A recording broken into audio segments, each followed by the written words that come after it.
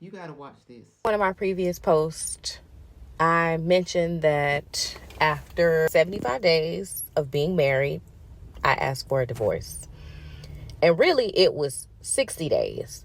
But I was like, maybe you tripping. Give it a second. Wait a minute. See, what's up.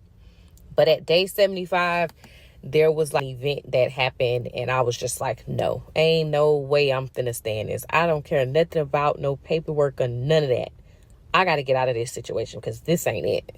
I'm going to preface this story by saying I have never been a woman to stay in a relationship longer than I need to. I have always been the woman that has gotten away. Now, I'm not going to say that I haven't stayed in situations longer than I should have, but when the light bulb went off, I had no problems leaving. So here's a story on how I got married. And after 75 days of being married, I wanted a divorce. I'm also going to say we didn't even have the opportunity to live together. So we lived in two separate homes. And I mentioned that I dropped the $1,500 for the divorce. So during the 75 days of them being married, they didn't live together? Why? Something is already wrong because 75 days and you don't even live together yet? So the divorce was a non-contested divorce. So he didn't contest it. And so we didn't have any children together. We didn't have any assets together. We didn't live together. No shared vehicles, no shared accounts, no shared anything. So it was a very kind of in and out process once I filed. So the backstory, I went to FAMU. He went to FAMU too, but that's not how we met. We actually met because he some kind of way found me on Instagram. He initially started DMing me, but it was just friendly. I'm leery when guys slide in my DMs, so I might respond, but I respond very short. So he would comment on my pictures. He would comment on my videos, and I took it with a grain of salt. I was like, whatever. But he kept being consistent with commenting and with sliding in my DM. So it went from I like that picture to I think you're a gorgeous woman.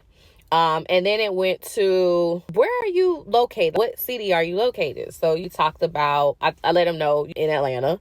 And he was like, oh, me too. I just moved up here not too long ago, Bob. So he asked me on a coffee date, which is should have been red flag number one. So I politely responded to him, I don't do coffee dates. I have a nice Keurig in my house with all the bells and the whistles. I don't need to get in my car. I don't need to get dressed. I don't need to drive in Atlanta traffic for no coffee. I would have stopped pursuing her right then. When did coffee dates become a deal breaker? To call it a red flag? Honestly, that would have been a red flag on her part because the entitlement is unreal. So if a coffee date is what you're offering, I'm not interested. He responds back, okay, it's no problem. Cool. What we could do a restaurant. We could get drinks, eat drinks, get food, whatever, talk over food in a nice restaurant. So I left him on red for like a couple of days because the coffee date thing didn't sit well with me. I'm like, who is like, I don't do coffee dates. So he responded again and he was like, I'm not sure if you got my message, but I'd like to take you out. So I was like, you know what? Cool. Ain't no harm in meet him. I will drive my car and meet him out. So we decided to go out on a Tuesday. So infamous Taco Tuesday. When I got downtown to the taco place, Atlanta's downtown is crazy with parking. It's awful. So it took me, I was probably like 30 minutes late, and I'm not usually late, but I was about 30 minutes late because for the life of me could not find where to park. Red flag number two. First flag, coffee date. She too good for coffee. Second flag, you're from Atlanta, so you are well aware of Atlanta traffic. Traffic you didn't want to get into because of coffee is that same traffic that you got into to go eat a taco. So you know about this traffic. So why didn't you give yourself enough time to get there on time? 30 minutes? He just moved there. He's there.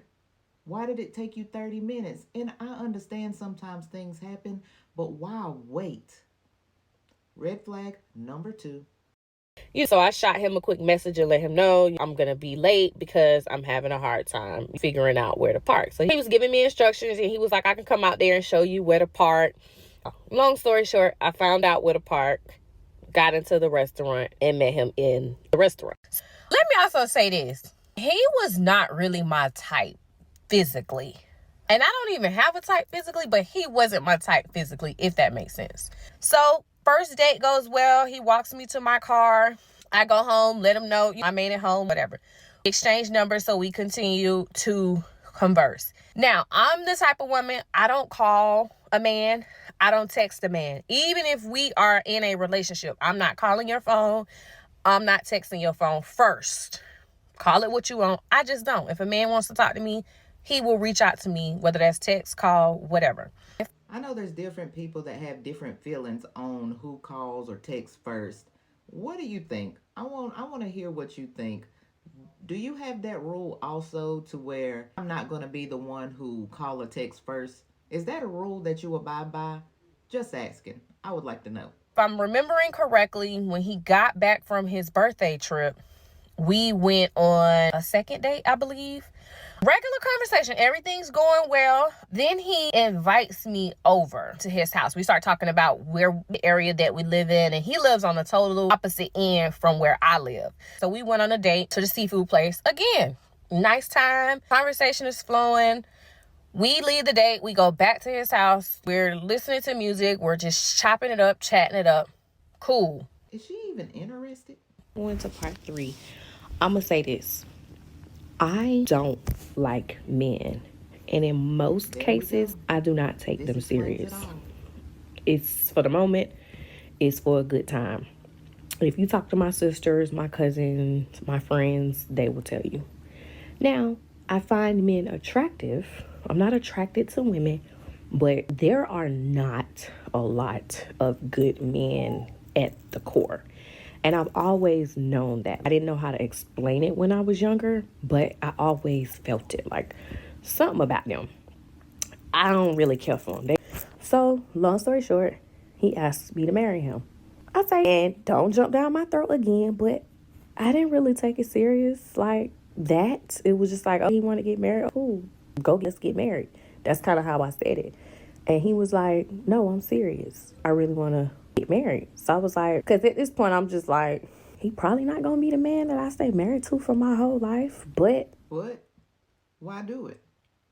Marriage is not supposed to be temporary. This is supposed to be your lifelong partner. I know things happen. She's expecting it to fail before it even gets started. You can't make this up. I'm in my 30s. But like, well, we won't get married. We don't have more kids. I have always been very successful in my education. I've always been successful in my career. But my love life has always been, and he just caught me in a moment. And I was just like, you know what? Let's do it. So I only clipped a little bit of this video because there's so many parts, probably like 6 or more. If you want to go back and watch all the parts, it's like an hour and something long. I found this video on YouTube from a channel called Messy Stories. She did say that they got in an argument and her mouth got real reckless. And we all know how that can go because women, we know how we can get with our mouth. Let's just be real. Also, she lets us know that when they got married, it was like a secret thing. Because she was saying when she went back home, she didn't want him to go back home with her. Only people that knew that she was married was her sister and her cousin. I mean, what are we hiding it for? You're grown, right? Red flag after red flag. So after the argument, she said she sent him a message saying, since you're a lawyer, you can basically draw up those divorce papers because you're clearly not what I want and I'm not what you want. Then she didn't like his response of fine. She automatically assumed he had a new supply or a new woman to mooch off of. I really would like to hear his side of the story. At the end of the day, this wasn't going to work. This was not going to work. They got married too fast. They didn't vet. They didn't know each other. From day one, they wasn't on the same page. Red flags everywhere, but they ignored it. Lesson, do not ignore the red flags. I would love to hear your thoughts. Drop your comments. Let's go. I value.